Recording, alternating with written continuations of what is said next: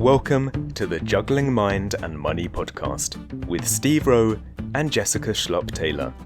Steve Rowe is the founder of Lucent Financial Planning and an award-winning independent financial planner.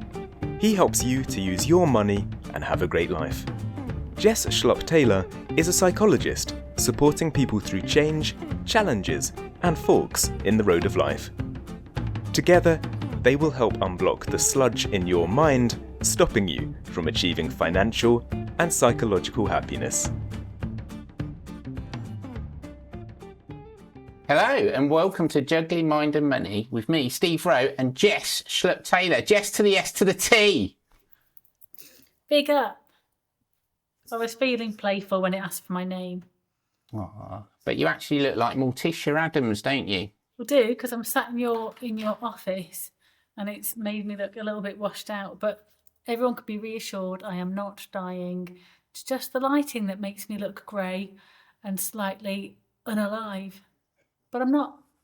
See? It's just our office. All the staff here suffer from this. Yeah. It's fine. And you may notice, ladies and gentlemen, there's another little head there. If you've got the YouTube version, it's Sarah Morgan, our special and first and only ever guest. Very exciting and honoured to be the first, the inaugural guest. The inaugural. Oh, That's hard to say, isn't it? Anyway, welcome to this. We're going to have a little chat tonight with Sarah, who lives with ADHD, following episode 2, where we did such a great discussion about ADHD that Sarah felt she simply must contact us to get on the show and wasn't cajoled or persuaded in any way by either of us. Were you, Sarah? No, absolutely. I demanded. I banged the desk until you invited me. God damn it, invite me. Okay, so first of all, I'm very excited. Look at Jess. I was waiting for you to tell us what Sarah does. And Yeah, but I want to read our testimonial. Oh, okay. I'm skipping ahead. Jess, back from the dead. We're going to read our first testimonial ever, where we got a 5-star review.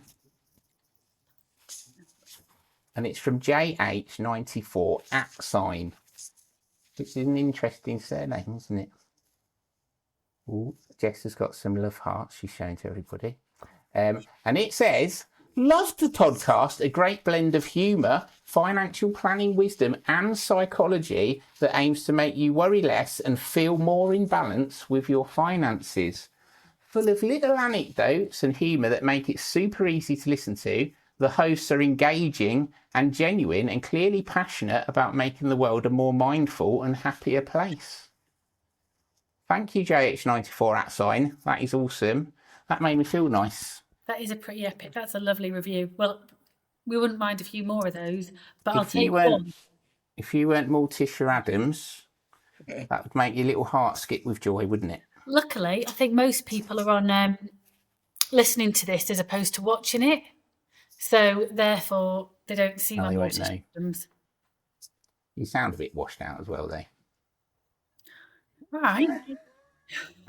Enough with the compliments. Good, Jess.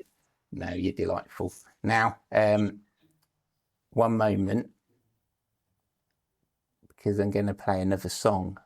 Because, ladies and gentlemen, we want you to give us nice reviews. Or bad ones. I think it doesn't really matter. As long as you get a review, we get boosted up the podcasting charts, don't we, Jess? To number 1 in the country. So instead of being 99,999, we will fly up to 89,888. Woo! That's right. We are the number 1 podcast. We are the number 1 podcast anyway for Mind and Money, hosted by a human being and an undead. Top of the charts. You're not living that one down, are you, Jess? Ooh. I'm all right with it. I know that in real life I am full of colour. Steve and Jess would be really grateful if you'd leave them a review on wherever you listen to your podcasts. If they run a star system, please give Juggling Mind and Money more stars than the Milky Way. Anyway, Sarah. In episode 2, we discussed ADHD traits, like impulsivity and distractibility, and how that affects financial decision. But we also want to focus on ADHD strengths, such as creativity and hyperfocus, just like Jess has got tonight, and how they can be leveraged. So, Jess, remind us exactly what is ADHD or ADD. What is it? ADD now, I don't think is recognised anymore. They've put it all under the branding. To be fair, Sarah is I know that it's a passion of mine, but Sarah's qualified, is a qualified ADHD coach and about to become super qualified. I'm going to throw the question over to her because I talked on the last episode. We have an expert amongst our midst, not only who does have ADHD, but also coaches about ADHD. So Well, hang on a minute. Just since we released that episode a month or so ago, it's already been abolished. Is that the power we have? No. ADD. Well, I think it's because the NHS doesn't want to give out necessarily medication to people that aren't hyperactive. I have no idea. They've got rid of ADD, attention deficit disorder, and they are sticking to their guns with ADHD, which is a bit of a shame because females generally don't demonstrate the hyperactive element as strongly as males, and actually puts females at a massive disadvantage of getting diagnosis and getting the support and help they need. So in the grand scheme of things, I think they need a rethink about how to make sure that this is an inclusive title and diagnosis. But Sarah, take it away. I've got about 14 things I want to say now. So yes, ADHD is split now into 3 different diagnoses, and essentially it's split into 2 types. So there is hyperactive type, which is the more traditional physically hyperactive traits, and then there is inattentive type, which is distractibility and inattentiveness, and then you can have combined type, where you're lucky enough to have both.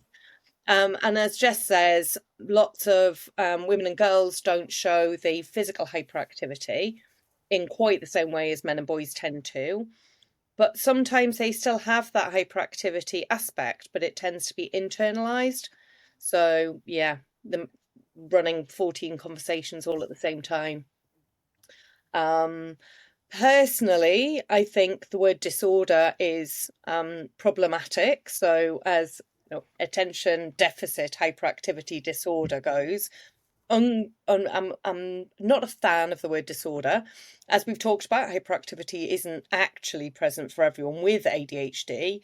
And there would be people, and certainly when we talk about the strengths of ADHD, who would suggest that it isn't actually a deficit of attention, but sometimes too much attention. In hyperactivity, hyperfocus. Me. If you're not watching and you're listening, I've got my hand in the air and literally jumped off my seat. Very excited. And I don't know whether I've mentioned this on a previous one because it's like one of my favourite facts. Maori, so in the Maori language, good old New Zealand, the word for ADHD, I can't remember what it is, but the word they use for ADHD means pays attention to many things. Nice. How lovely is that? And then the word for autism.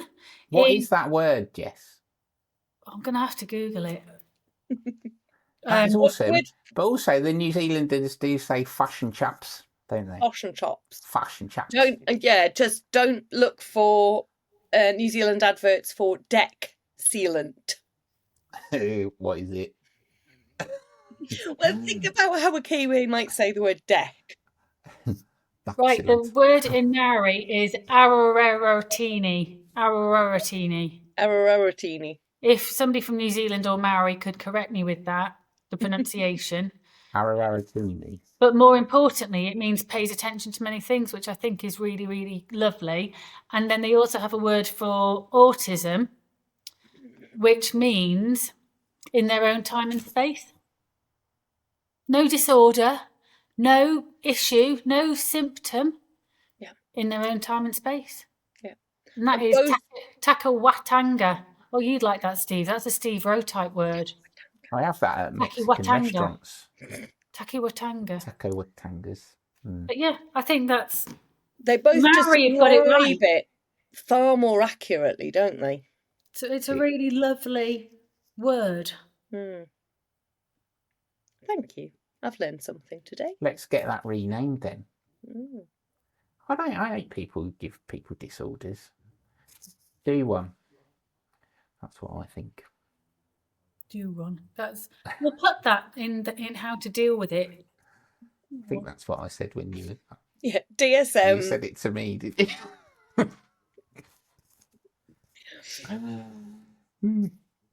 Anyway, Sarah, the reason Sarah is here, our special guest and founder, and I am going to say it wrong, of Lucky At Coaching Company. Coaching. Yeah. Lucky At. Which is only one letter different from us, isn't it? It is. And it means the same thing. It's like we were drawn together. Oh yeah, they are similar. L-U-C-E-N-T, L-U-C-E-A-T. And it is Lucy At, not Lucky Cat. Lukiat.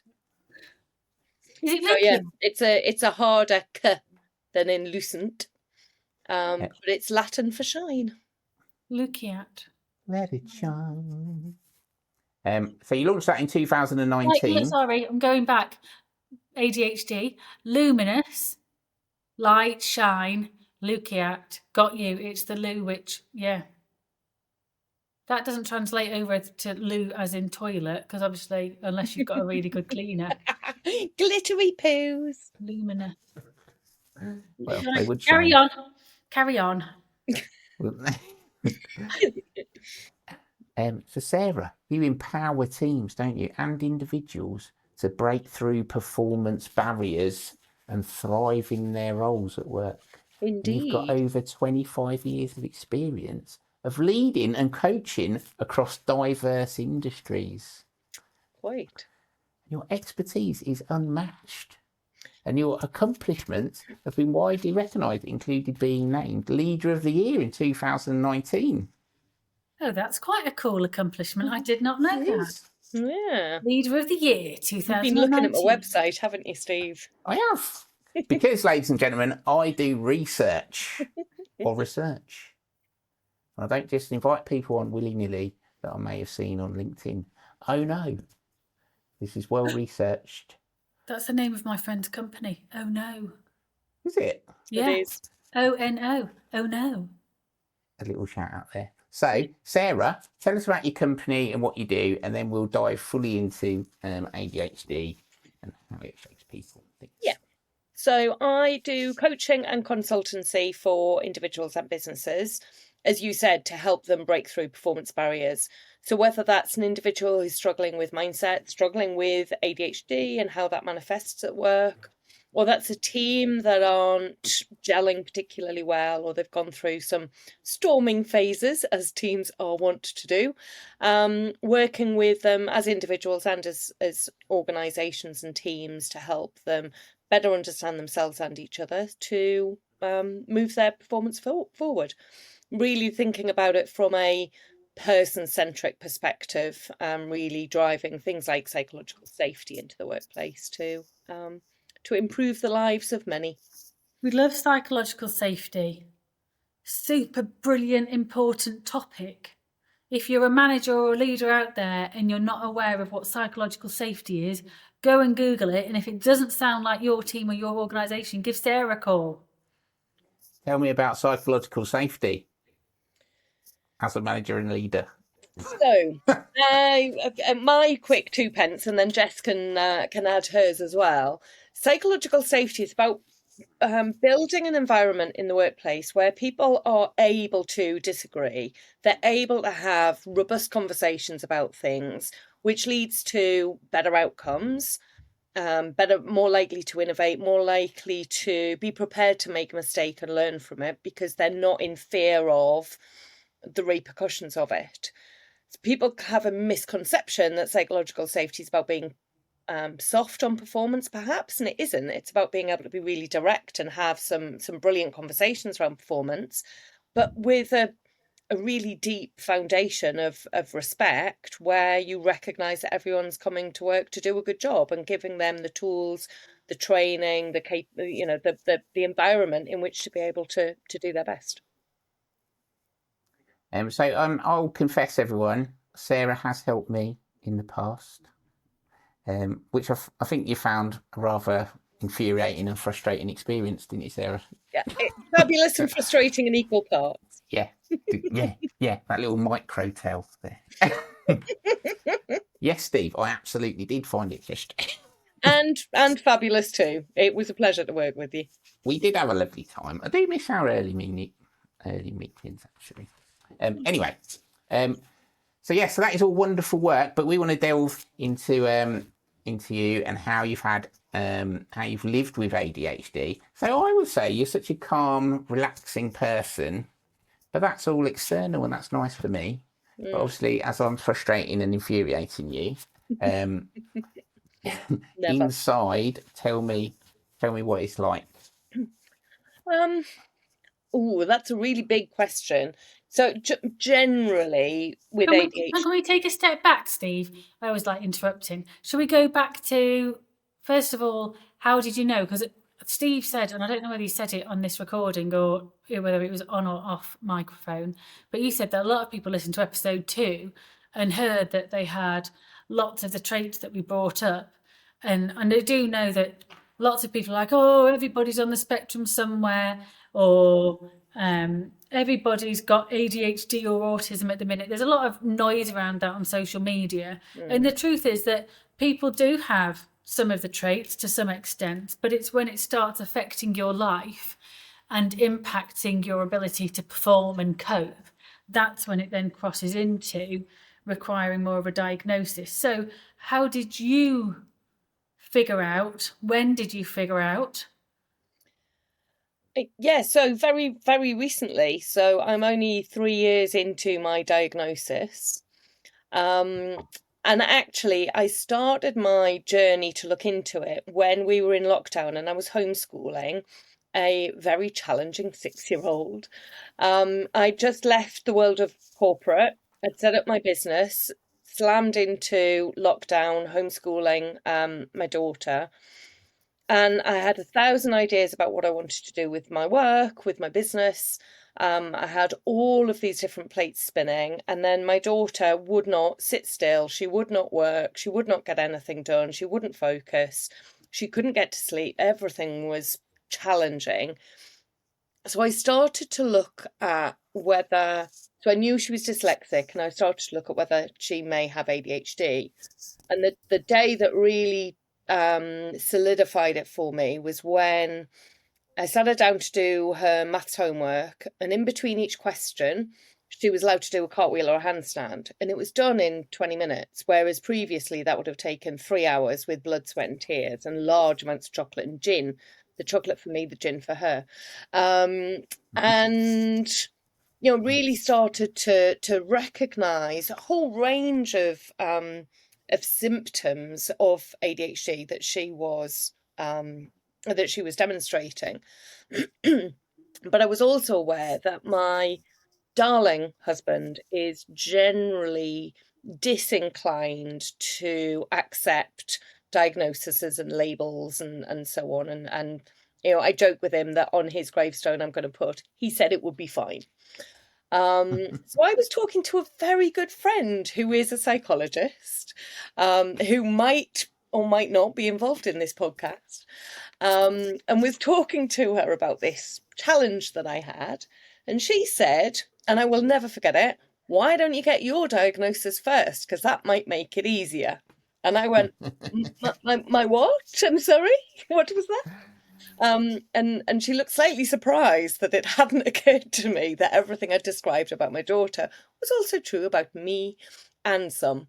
So I went off and did some more research and could really see some very clear patterns from school right the way through university, through early career, why I was brilliant at the career that I had in the early days, because it was crisis management and I've always been brilliant in a crisis. And I could see all of these patterns. And it was like somebody had taken the scales away from my eyes, light bulbs came on, and suddenly it all made sense. And And I really haven't not looked back. I'm still on the NHS waiting list, but I have had a private diagnosis in the meantime. And so, yeah, that was about 3 years ago. Since then, I did my ADHD practitioner certificate. I've done my ADHD coaching to give me ICF accreditation. I'm now doing my advanced coaching because I realised that about 70% of my clients had or suspected they had ADHD without me even focusing in that space, because the work that I was doing really spoke to them. How come you're good at crisis management? So with ADHD, there's a couple of aspects of it that mean that we tend to be very good in a crisis. Useless Firstly, at coursework, anything boring. exactly. Give So us a number one, it's chance. really exciting and there's huge amounts of dopamine going around. So that helps an ADHD brain. We're able to run a number of different tracks at the same time, much more easily than someone who's neurotypical. And we tend to have a propensity to scan for threat and to have thought about the potential problems before they occur. So you put all of that together with a bit of understanding and enjoyment of the tech space in a service management, incident problem management role. I was in my absolute element in that space. It really spoke to that ADHD part of my brain. So you found this out, and then you went, and then you've really delved into it, haven't you? Like, Yeah, it's tell almost us like about you had what a you've done. ADHD hyperfocus on it. But also a bit of an epiphany when actually the clouds part and the world makes sense. In the Absolutely. way that your brain works or your thinking works. Because when you talk about crisis management, I was speaking to some colleagues today and I was saying how I used to love it when the pub was super busy and I had to be doing 5-6 drinks at a time. And I used to look at the bar staff that could only do one at a time and think, what are you doing? Hurry up. Because I was absolutely in my element when it was 5 deep at the bar as a kid, as opposed to, oh my God, when it was quiet, it was the most boring, most dullest thing in the world. But yet, give me a really all guns blazing, and it does, it feeds that dopamine and that ability, spidey senses, I call it. Yeah. And your brain goes, and you think of all these things way before other people have thought about them. Yeah, absolutely. And then, we've talked about the strengths there, and then to be able to recognize why I found certain things more difficult than colleagues, and to be able to put that into context and give myself a bit more grace about those challenges that I'd had was something that I then wanted to be able to help my clients get to as well, to be able to help other people recognize that these things were difficult because your brain's wired differently, not because you're fundamentally flawed as a human. So what have been the downsides? Because so far this just seems quite positive to me. Have you seen my office space? Well, I'm a messy person, Yeah. so it looks great. So a number of things. I think I can't go much further in this conversation without talking about rejection sensitive dysphoria, RSD, which affects, I can't remember the latest numbers, but it's 80 to 90% of people with ADHD also have RSD, and it affects a lot of people on the autism spectrum as well. And this is a sense, not just that rejection hurts, because rejection does hurt everyone, but any perceived or real rejection or criticism is physically painful and utterly overwhelming. So I'll be at work and somebody will be being political, or there'll be a little click, or there'll be something happen that I'm not involved with. Rather than going, oh, sorry, Claire, do you mind getting me involved in that? I go, oh my God, like, I'm obviously a dreadful human being and they hate me, and maybe I'm really bad at my job and I'm about to get sacked, and it just balloons and it physically hurts. That didn't help. Like a tension physically hurting. If I think about how often I cried in the toilets versus somebody who's neurotypical might have cried in the toilets, I'm going to guess I've got a 10x head start on that. Really struggling to get engaged in conversations when I felt any sense of being rejected or not included or criticised in any way. So it took me a long time, certainly through my 20s. I was quite spiky. I would get quite defensive because I would feel that I was being criticised and attacked when I wasn't. There was simply a conversation going on. And it took me probably into my early 30s to really be able to recognise that it wasn't personal, it wasn't me. And even now, there'll be times when I'll be like, oh, I've got to work very hard to stop that defensive mechanism that's trying to protect me from that RSD. So that is incredibly unhelpful. And that tends to go with the emotional dysregulation that comes with ADHD as well. So again, our brains are wired differently, and that emotional dysregulation, real challenge to get our emotions back in check. So my emotions are felt and almost immediately acted upon. It's really hard for me to keep a lid on that and go, what is and what isn't appropriate in this moment. And again, it's been, years of really working on that without knowing why. Why am I so reactive? Why do I take things so personally? It took me a long time to improve that, and then to realize why. It's like, now it all makes sense again. When I did if I would get upset, it would take me a lot longer to get calmed down and get back into a place where I can re-engage in work. We're also significantly more, we've got a much higher propensity to burnout. Our resilience is eroded much more quickly. So again, I can look back and see on 3 occasions where I ended up utterly burned out with work. Once after an incident that lasted about 10, 12 days, and I worked 197 hours in the week in the middle. I was up every 90 minutes to be on a conference call to manage it all. And at the end of the 12 days or so, I said to my boss, right, it's all fixed. I need some time off in lieu.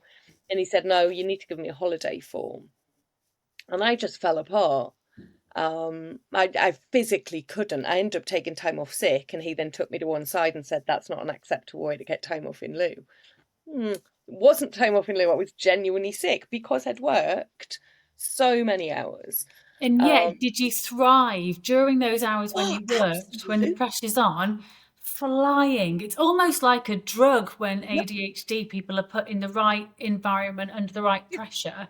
Yep. But it's a real balancing act, because on the one hand, you've got, I thrive under pressure, and I need a certain amount of stress, or quite high levels of stress, in order to function Yep. as I thrive.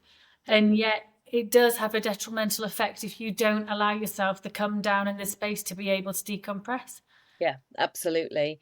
And then, looking at the run up to me setting up my business, I was in a very difficult work environment. And certainly, I'd say if I look into where I was in 2020, I was burned out. And a lot of that was ADHD burnout. And there was a time in the middle where I ended up in hospital with sepsis. And again, I look at the work that I was doing and the energy that was going into that at the time, and I can quite clearly see that. So I think we do have, to Jess's point, that, we thrive on it. And then as soon as it's gone, it's like it hits me like a freight train at least. So that's a real challenge to manage. And the flip side of that is when I'm not incredibly busy, when I've not got 47 different things to juggle, I can get really, I can stall, basically. I've still got stuff to get done, but somehow, because it's not urgent, because it's not exciting and busy and chaotic, I kind of stall and then end up in a procrastination loop that's incredibly unhelpful. So it's not always... Describe those procrastination loops then. How does it loop? So basically, I've got stuff I need to get done, but it's not urgent. So I'll put it off. I'll get really demotivated. I won't have an access to any dopamine because I've not achieved anything. So I can't be bothered. So I procrastinate. Then it needs to be done at the very last minute. So I've given myself the impetus then to get it done. So smash it through to the deadline. probably know that I've not done the best job because I've done it at the last minute, perhaps. And I'm then tired and less energy for the next day, and I'm back into the same loop again.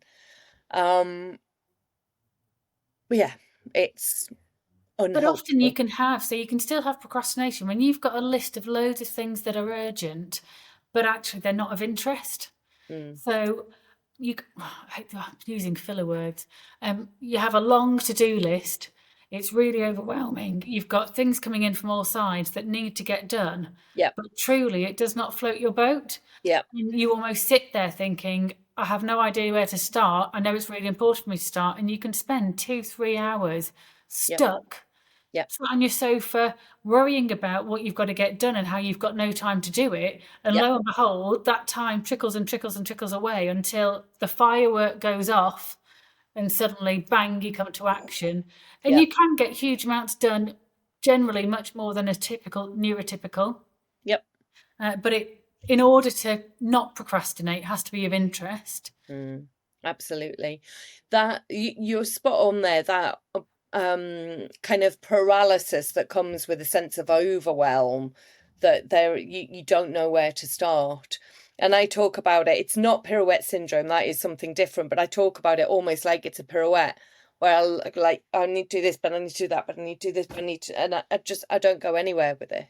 That's like me when I wake up every morning. I lie there, my alarm goes off. I think I've got to get up. I've got to do this. I've got to do that. I've got to do the other. But none of them are better than the bed that I'm in. I put it off and I put it off until I literally only have the amount of time to the second to be able to get out of the door on time. Yeah. So there's quite I can't think of the right word for it, but there's a hack that I was introduced to. It apparently Mel Robbins talks about it, where you're lying at, for example, you're lying in bed, it's super comfortable, you know that you should get up and get on with it, but you really don't want to. 5, 4, 3, 2, 1, get out. And you just and I hate the word just, but you just do it. And it's really quite clever in how the number of times I've been able to get up and start by doing the 5, 4, 3, 2, 1 thing. I think somebody came up with it and they called it the 7-second rule. Okay. I personally think it needs to be lower, less than 7 seconds. Yeah. But it has to be almost so quick that your brain doesn't have chance to argue with you. Yes, exactly that. So Sarah, was this diagnosis? It sounds to me quite late in life. Yes. Not saying anything there except I'm old, I get it. You weren't at school, right? Yeah. Is that unusual? And since you've known that, how has it helped you? So sadly, not at all unusual. I can see how it was present at school, but I also understand why that was never recognised back in 19 because it wasn't recognised as how ADHD would present. I wasn't running in circles around the classroom, unable to physically sit down, which was pretty much the only people who got diagnosis back when I was at school.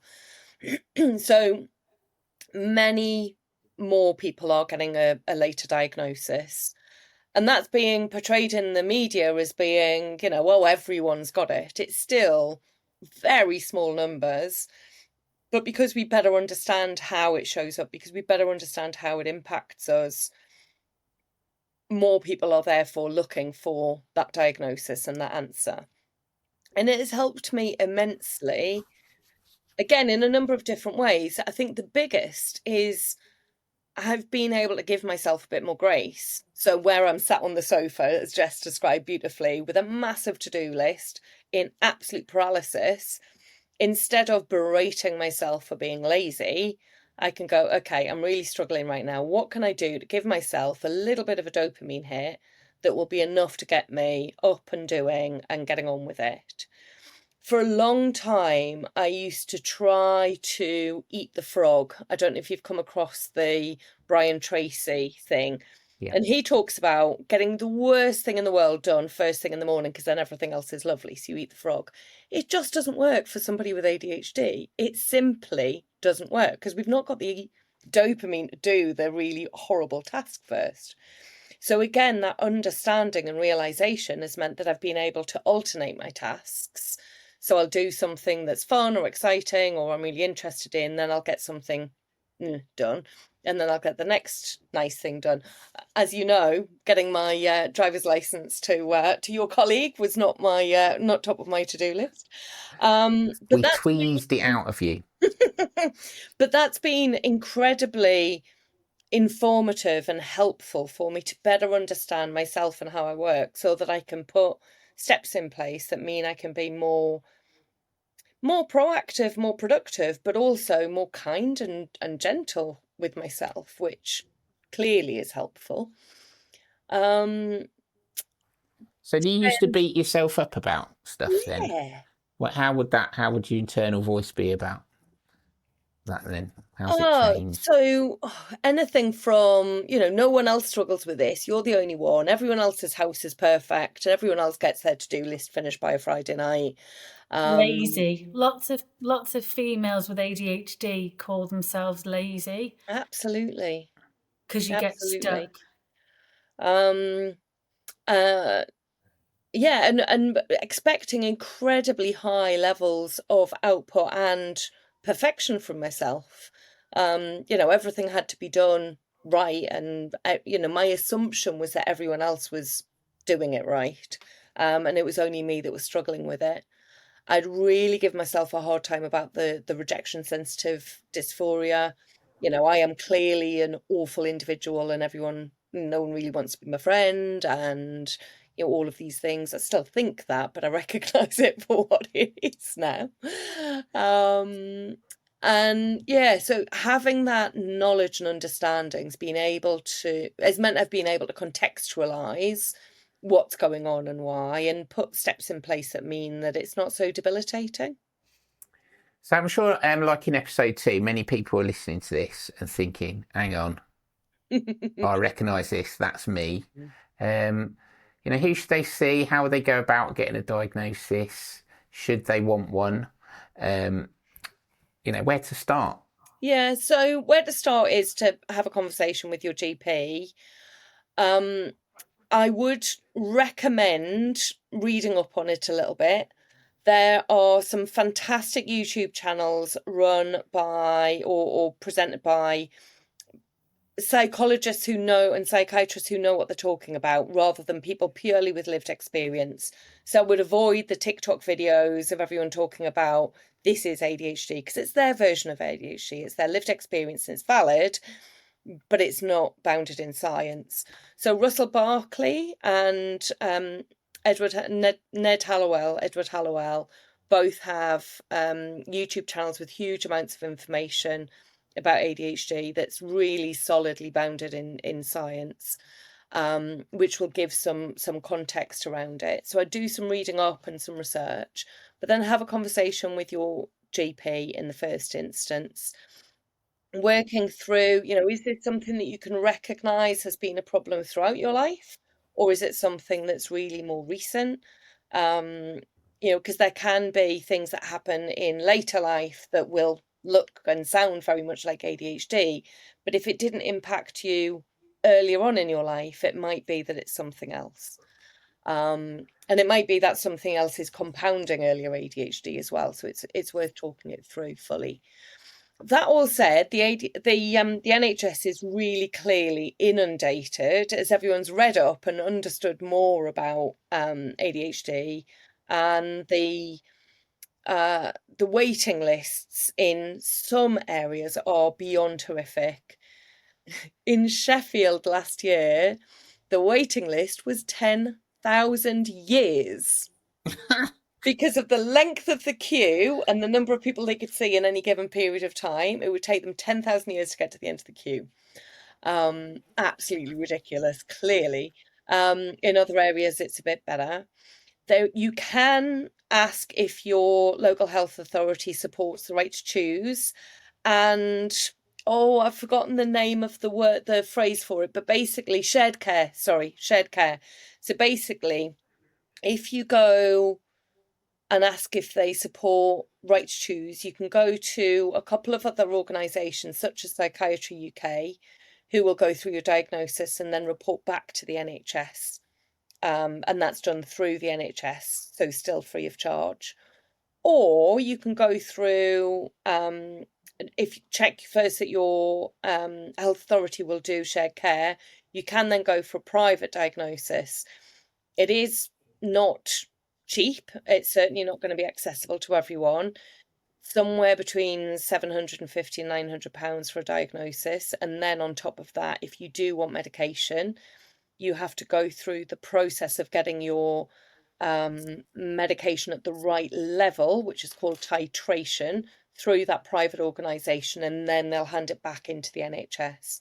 So you're probably looking at something like another £500 to £700 for that process as well. So if you want to go private and you want medication, recognise that you're looking somewhere between £1,500 and possibly even £2,000. So it's certainly not cheap and accessible for everyone. Most NHS trusts now are somewhere between 6 months and 2 years. So it's getting the paperwork in, which is the first challenge for anyone who has ADHD. And then yeah, taking it from there. I was going to say no one with ADHD is going to stick around that long, aren't they? So I genuinely think the first hurdle, which is getting the paperwork filled out and in, is the first check. If it's done within a week or a month even, they're like, nah, can't have ADHD, you did that far too quickly. Yeah, it's almost like a trick question. Yeah, exactly. How many times do we need to chase you in order to get this paperwork back? Yeah, absolutely. So I think my biggest watch out to people is there are so many people who have ADHD who are really well intentioned, who are putting content on TikTok, Instagram, wherever, and a lot of it is great. But recognise that these are people talking about their own personal lived experience. They're not talking about it from a position of being a certified or accredited psychiatrist who is able to diagnose, or even an accredited practitioner who's got a good grounding of education in it. So yeah, Karen at number 22 isn't going to be able to diagnose you or give you all of the information you need, but there are huge amounts of resources out there that you can go look at. Just check that it's bounded in science, not pure opinion. To add to that, I think for all the people out there that are thinking, why would I bother getting a diagnosis if I can cope without it, is you don't need a diagnosis in order to benefit from considering or doing the research around it. So by researching the traits or the possible symptoms or the challenges that some neurodivergent people face, it's worth researching them and also researching the coping mechanisms that can be used. You don't need a diagnosis to use the coping mechanisms, to have a look for the little hints and tricks and the tips that really help people. Moving your alarm clock to the other side of the room, that sort of stuff. There's lots and lots of information out there. You might not need medication, and actually even people that have ADHD as children and get medicated or medical support as children often wean themselves, not that they need to be weaned off, but they often don't take medication as adults because you learn the coping mechanisms to be able to work with the brain and the way that it works that you've got. So yeah, very much go out there and do some research and read around. But like Sarah said, from reputable sources. I've got to be honest, the ADHD and the autism TikToks do make me smile and laugh a bit. Absolutely. And I'm not denigrating the stuff that they do, but I think it's easy to get caught up in that without then looking at it from a more academic standpoint as well. But you're spot on about the coping mechanisms, and there are people who are under the clinical threshold for ADHD but still struggle with certain traits, and there are huge numbers of coping mechanisms that they can utilize that are still going to be incredibly helpful. And for people who are neurotypical, there are aspects of them that make life easier as well. I'm not medicated. I've pondered it, but for now I'm going down the natural route. Some days I regret that, and some days I'm happy with my decision. And I think, given the fact that the NHS waiting lists are so long, and given the fact that a private diagnosis is really not accessible for the majority, I think if you've done a reasonable amount of research and you believe that everything that you're seeing suggests that you are an ADHDer and that you can see that it's been the case since you were in your childhood, I think there's a validity in self-diagnosis at the moment as well. Now, I certainly wouldn't suggest that you go out and get yourself medicated from a self-diagnosis, but in terms of like Jess says, accessing support mechanisms, why not? Okay, this is all fascinating, and we could talk about this all day. Well, I could certainly listen to it. Actually, no, Sarah, I love your voice. I could listen to it for forever. But as usual, commercial pressures are intervening, so we're going to have to go to our sponsors. And now a message from our sponsors. Jess, Steve, there are no sponsors. This is embarrassing. I have a question. Now, go on. Well, it was to say, can you tell us about your financial attitude or behaviours and things before diagnosis versus now you have a bit more understanding about how your brain works? Because obviously, much as we are here to chat about ADHD, it's that we haven't covered off the money bit. Yes. Obviously, that gets a bit personal, so you divulge as much or as little as you want. Yeah. I knew this question was going to be coming, obviously. Steve, did you have a better question? That's an awesome question. Okay. We're so slick how we did this then. It was great. Money has always been problematic for me because impulsivity. And I was relatively fortunate that I worked in technology from a relatively young point in my career, and therefore was on a reasonable salary through my 20s and 30s.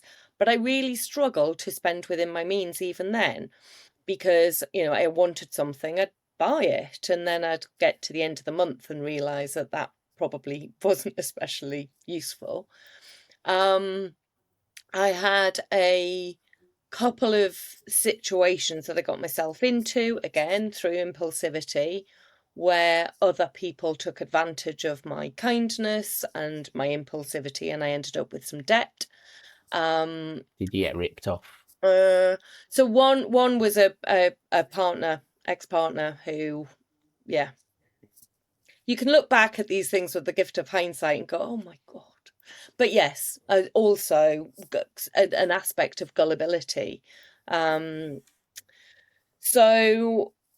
And the advent of online shopping was incredibly unhelpful, because where I'd got to the point where I recognised what I could or couldn't afford, and I'd go to the shops, recognise, I needed to get some new clothes for work, or I needed to get something, and I'd go and I'd buy that with an idea of budget in mind, which I'd always bust, but only just.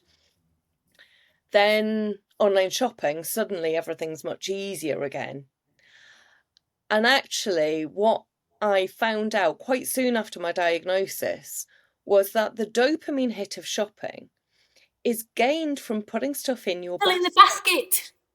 Not by the stuff arriving. It's filling the basket. It's filling exactly online. Just put it where it says 3. Just fill the basket. Yeah. So I go on the shop. I put stuff in my basket that I would love to have, and then I close the website and go make a cup of tea. It's great. So genuinely, anyone who is struggling with impulsivity and shopping, I can highly recommend that you give yourself 24 hours, cool off, put stuff in your basket, wait 24 hours. Do you still want it? Really? Are you still going to buy it? Really? The best websites and shopping websites for ADHD people are the ones that stop you from paying because the payment system doesn't work, or they don't have an easy checkout like Apple Pay or something. Yeah. When it wants you to put your details in and you've got to do it manually, ADHD people go, oh, not Can't be doing bothered that. with the And they've friction. lost the impulse. That whole woo suddenly comes crashing down because I need to engage my brain in a different task, and therefore I'm no longer engaged. So I think we need to bring back requiring us payment should be more difficult. If payment is more difficult, we're more likely to go, Yeah. I don't So think I can be bothered. That's how much we want to spend. £200, £500, £100. Not enough to put our card payment details in. If you don't have Apple Pay or you don't automatically recognise our card, I'm not bothering. yeah, Love absolutely. those websites. And like I say, just the realization that I can go shop online without checking out at all. It's fabulous. In what way has ADHD affected your ability to save or plan for the future? See previous answer. I've really had to force myself. So actually, I tell a lie. At age 22, I set up a personal pension. And it wasn't for a huge amount, but I set up at age 22. And it was just an automatic direct debit, off it went. And it still goes. And that is half of my pension pot, is that tiny little amount that I've been putting in since I was 22. But because it was an automated payment right from the start, it's out of sight, out of mind. I never thought about it. Also meant that I didn't manage the fund as well as I could have done, and therefore it probably could have been better had I, used the services of Lucent before now. But yeah, so that's one thing. Then overspending, being impulsive meant that where I could have saved money, I often would be using it to pay off debt. So my savings pot I'd start it and then I'd spend it out. I've been more sensible, I guess, through getting involved in company pension schemes, making sure that if they had a good matching policy, I'd make sure that I was maxing that out. Again, taken at source, not something to think about. So from a pensions point of view, I've been great. From a savings point of view, I've really not managed it, and I still haven't managed it as well as I would like. I always have Kate, just enough. Sorry. Kate, one of our advisors at Lucent Financial Planning, has been working with you for nearly 18 months. I'd say. Yes. And because you're such a delightful person, Kate has been more patient than normal. Yeah. So we've been working together to try to think of ways to get you more engaged. It's something that I know you find difficult. Yeah. And as Jess says, incredibly boring, some things. So have they worked? Yeah, so I think the chocolate definitely worked. That gave me a proper smile this morning. We sent some chocolate bars with Kate's face on it. A photo. Hold on, it wasn't just chocolate bars with Kate's face on, but it was also a demand for the work that Kate needed Sarah to do, which probably took Sarah, 30 seconds? Well, actually, it took a little bit longer because I had to work out how to fish it out of my wallet, but yes. For those listening, Sarah is showing a pair of tweezers, because not because her money's so tight in her wallet that she won't spend anything. Never bought a round in my life. Because she had to tease out a driving licence from her purse wallet. And how long has Kate been waiting for that? So 18 months. No, that's not true. So the story. That isn't true. I had a number of company pensions for the various companies I'd worked at. Some were still in my maiden name, despite having been married now for 14, nearly 15 years. Because that's the stuff that simply doesn't get done, I think, by many people, but certainly not by ADHDers. I didn't have all of the plan information to hand, and my office is an horrific mess. So the first thing was it probably took 6 months, possibly even more than that, literally just to get all of that paperwork together so that we had all of the different plans, so that Kate could then go off and do the work to get all of the information that she needed to do. Did it make you feel really overwhelmed when they broke down everything that they needed and everything that you needed to gather? A little bit. So part of it was shame. So again, we've not talked about it, but shame and ADHD go hand in hand. So shame that I wasn't on top of it. I'm 51 years old. I run a successful business. I've had an incredibly successful career. I'm not an idiot. Well, mostly not an idiot.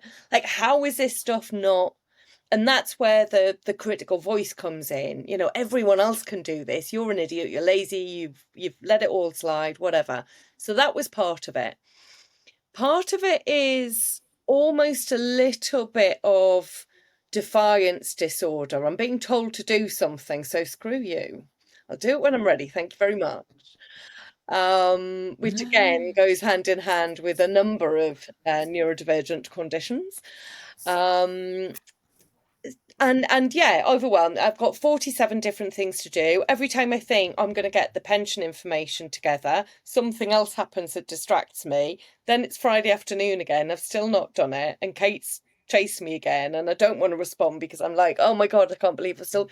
And you just go round and around and around that loop. And it's horrible. So then we got all of the information. And Kate did a fabulous job of bringing it all together, went through it all with me. And then I had husband's input on if it's not with clerical, medical, or Scottish widows, it's not right. So I went round that whole loop, like why Lucent's different, why Lucent's fantastic. Does your husband sound like that? No, that's just me being slightly facetious. Sounded like a Dickensian character. No, he's South African with an English accent. Anyway, so we went through all of that, got it all done, and then I had to sign the paperwork.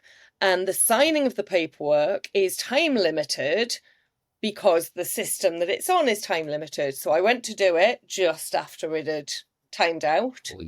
And then they sent it through again, and then it timed out just before I did it. But then eventually I got it done, and then I needed a photograph of my driving licence, and that's only taken about 2 weeks, to be fair. You've done brilliantly.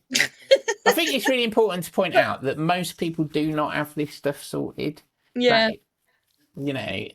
Most people very few, in fact, hardly any. Some have a lovely file, but that is abnormal. Yeah. And I recognise that logically, but emotionally, and I think that again is a real, an ADHD thing, that you can recognise something logically, but emotionally and viscerally it feels quite different. I think what's great about you, because you are so open about things, so we know what's going on, but that hasn't made it any easier. We know you're doing it on purpose. Something that I recommend to a lot of ADHD people, or diagnosed or not, people that have traits of procrastination, putting things off, even if they're important, even if they're urgent, but they're not necessarily dopamine hitters, so it means it's not of interest, is the ADHD buddy system. I think I mentioned this in episode 2. Body doubling. But from the financial services point of view, to be able to say, right, we set up a meeting, and that meeting isn't really talking. It's more, whilst I'm on the call, I want you to go and find this box. Whilst I'm on the call, get this driving licence out of your pocket.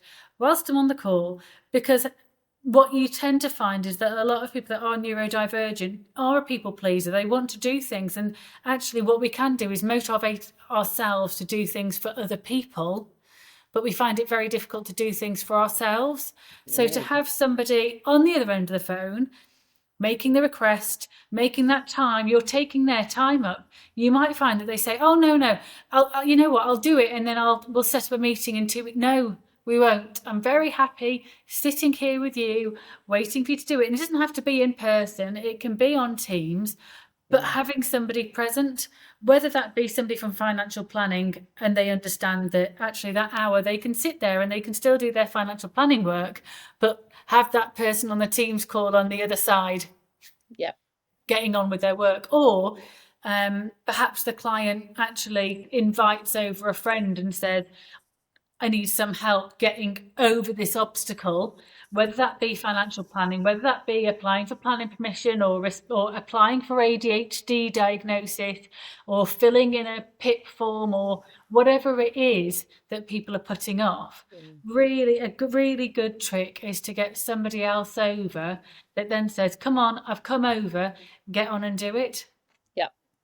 So we've tried a number of things. We've done that with you, haven't we, on a Teams call? I know that Kate has harangued you like a highwayman at one of your events.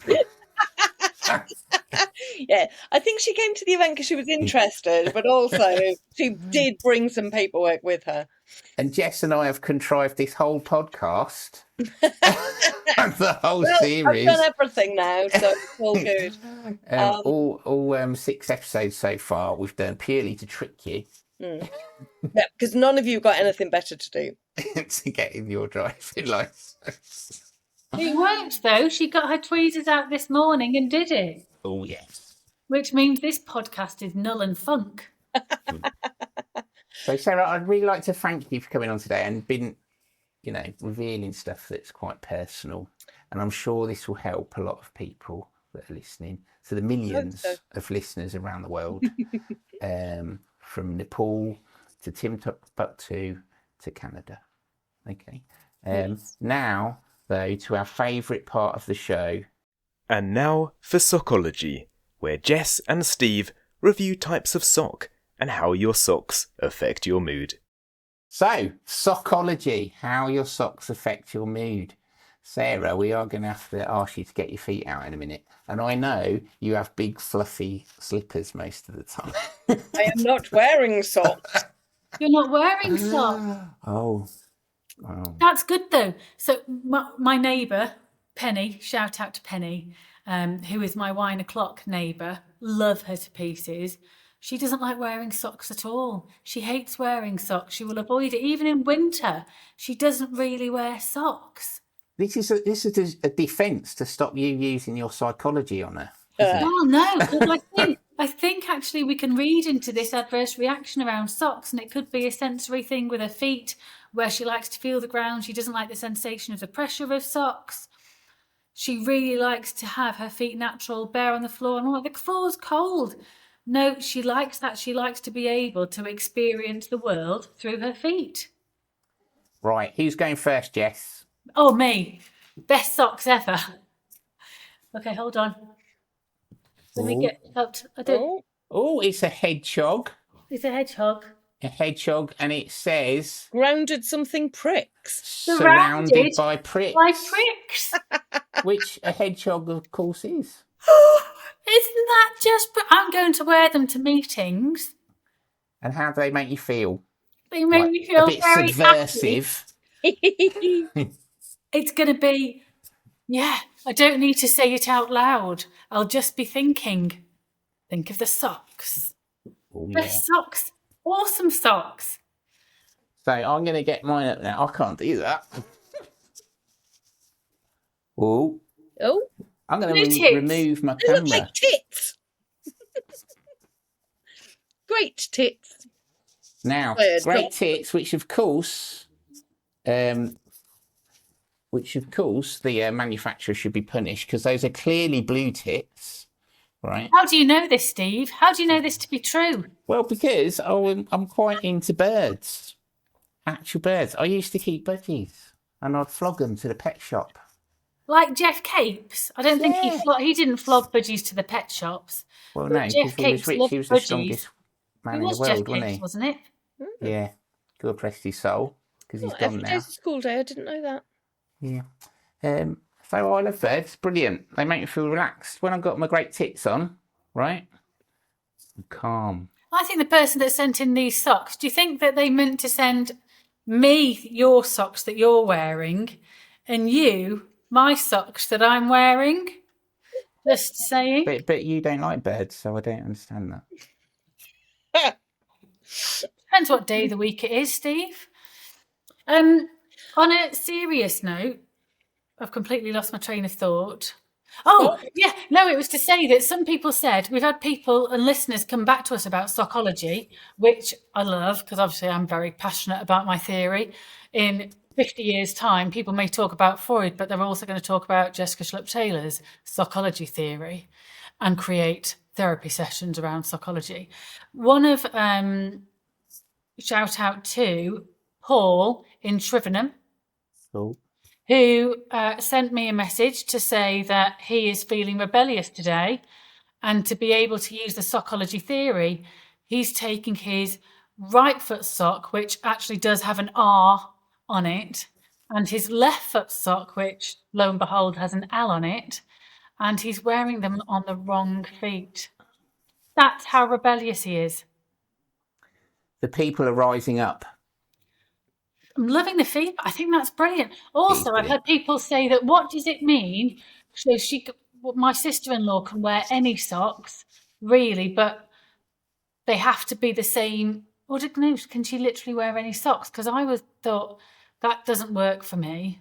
But they never match socks. They always just pull two socks from the drawer, and as long as one is a sock and one is a sock, she can wear them, which puts my teeth on edge. Yeah, no, I'm with you on that. No, you need to be free. Unleash yourself. Unleash yourself. What, wear any socks? No. I don't wear socks until I leave the house, so you can always tell whether I've left the house on a given day as to whether I've got socks on or not. I have no socks on. I have not yet left the house today. Whee! They have to match. And I have discovered, for people who struggle with the seam, put them inside out. So some people really struggle with the sensory feel of the seam across their toes. Put them inside out, no seam. Or can the people that create socks that do not have a seam contact us, and we'll put a plug in for all our sensory people out there that would like socks without the seam, because I can imagine that is quite a thing. Yeah, so ladies and gentlemen, anyone who would like to send us some socks, please do. You can find our address in this show notes. And see if you can beat the surrounded by prick socks, because they're brilliant. Are they the favourites so far? Yeah, because the great tits fail because it's a blue tit, not a grey tit. Yeah, we need to find out who made them. That might be a medical disorder if you've got blue tits. Put the heating on. Put the heating on. There is a swimming club on the south coast called the Blue Tits, I believe. Yeah, they've got a chapter. That's what they called, isn't it, in Bristol as well? Oh, okay. Oh, it's a big thing. It's not one. Yes. Also, can we give a shout out to what episodes are coming next? The next episode number 7. You're going to make it on the spot, Steve. It's good if you are. No, can't remember it, but I did write it down. Is about greed. Greed. How to overcome it if it's affecting your finances. How it can affect you. Okay. How to avoid it. And some of our listeners requested some others, didn't they? So in future episodes, I think we're going to look at retirement and the mind and money part of retirement when you're in a couple. Yeah, because retiring, one person might want to, another might not. And what retirement looks like and sounds like and feels like might be very different. And there's a lot of divorces going on early in retirement because of these conflicting. I think that's another one. We might have to copy. Let's cover that off separately. This is going to be a whole season. We'll cover that off separately. And then maybe we'll look in the future. Well, we will. And what happens when one of your loved ones goes into care. Or perhaps they haven't gone into care, but it's a potential. Yeah, or need care. The financial aspect, the mind aspect, they're both difficult places to be. So we're going to delve into these. But that is it for today. We've had a lovely time. Socks, go onto YouTube or Morticia Adams. Well, people that are listening can't see the socks. Oh, I thought you meant if you want to see socks in general, go on YouTube. I was like, go to a shop. Be much easier. Oh. Or just look at your feet, generally. Or not, if like me, you've not put any. If you've gone out. And you'll know where it is. If you're listening to the podcast and you know it's on minute 48 or something, then that's where Psychology will be on YouTube, I think. That's it. It will be. It will be on YouTube. And it will, I expect, go viral. Oh, absolutely. Anyway, that is it. I'm playing the outro.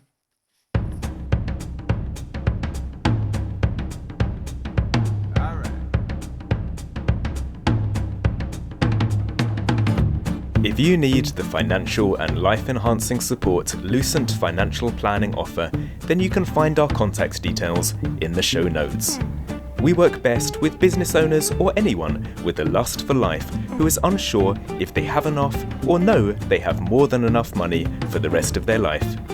If you need Jess's help, then visit My Exceptional, Jess's website, to find out how she can help you to get a healthy head.